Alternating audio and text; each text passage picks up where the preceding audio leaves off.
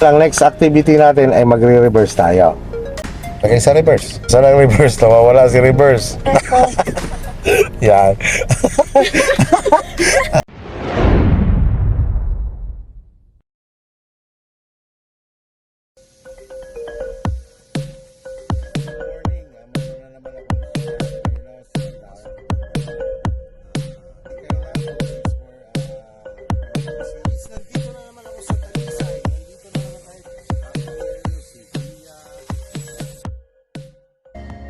Kaya naman tayo magre-reverse para ma-recognize mo lang kung paano mo minamanage ang iyong sasakyan na automatic kapag nagre-reverse ka.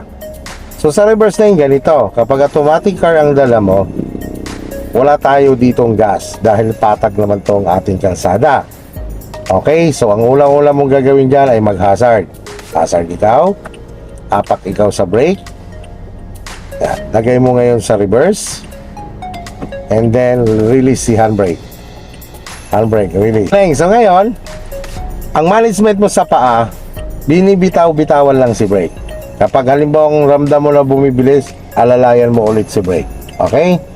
Walang gas. Hindi dapat nagagas. Ano? Kasi nga, gagalaw yan o magmumove yan kapag binitawan mo si brake. Dahil dapat ang takbo natin is about 5 km per hour lang. Okay? So sa pag-atras na yun, hindi natin kailangan ng bilis. Kailangan natin dito ay control sa sasakyan, no? Okay, so in the same time, ang katulong mo dyan ay yung mga side mirror mo, rear mirror mo. Huwag kang malilito, para ka lang din nagdadrive ng pauna. Kapag halimbawa maluwag ang kanan mo at gusto mong pumunta sa kanan, kanan din ang kabig niyan. Pero konti-konti lang.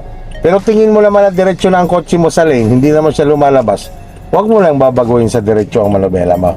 Okay? Bago mag-move, check the surrounding sa likod. Okay? Sige, pati yung rear mirror mo ha. Okay, sige, bitaw lang ikaw sa brake.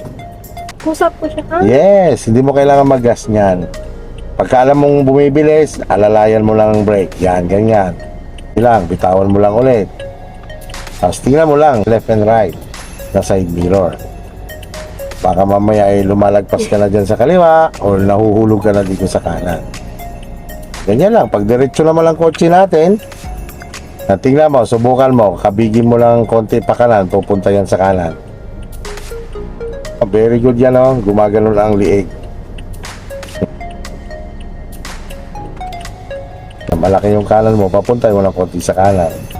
Alam mo ba, nagtag pa ng konti sa kanan. Oh, huwag ka mainggan yung pag magagas, dyan lang ang paa mo talaga sa brake. Pagka diretso mo na manobela mo. Yan, para hindi siya nagbabago. Okay lang, so kanina, umaatras tayo dahil patag ang kalsada, hindi ka nagagas, tama? Ngayon, dahil palusong itong kalsada at aatras tayo, ito na yung mga tipong kailangan mong gumamit ng gas. Okay, sige, pero may control ang paggamit ha. Sige, lagay mo sa reverse.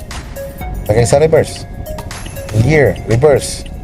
Asan ang reverse? Nawawala si reverse. Yan. Sabi ko sa'yo, wag mo lang isipin yung iba. Dito muna tayo, okay? Sige, tara. Ganun pa rin. Tingnan, punta ka sa gas. Diba, hindi siya nag-atras. So, kailangan mo siyang gasan. Tingnan mo pa rin yung mga gilid mo at likod. Yan. Bakit po pala hindi siya umaatras? Kasi pag ganun lang kalsada, palusong, no? Pero kung katulad ng kanilang patag, kahit hindi mo siya gasan, di ba? Sige, yan, gasan mo siya. Kailangan mo siyang bigyan ng konting puwersa para makaahon siya paatras. Tapos punta ka sa kanan ng unti-unti, sa right lane. Yan lang. Yan lang, gasan mo siya. Yan, ganyan.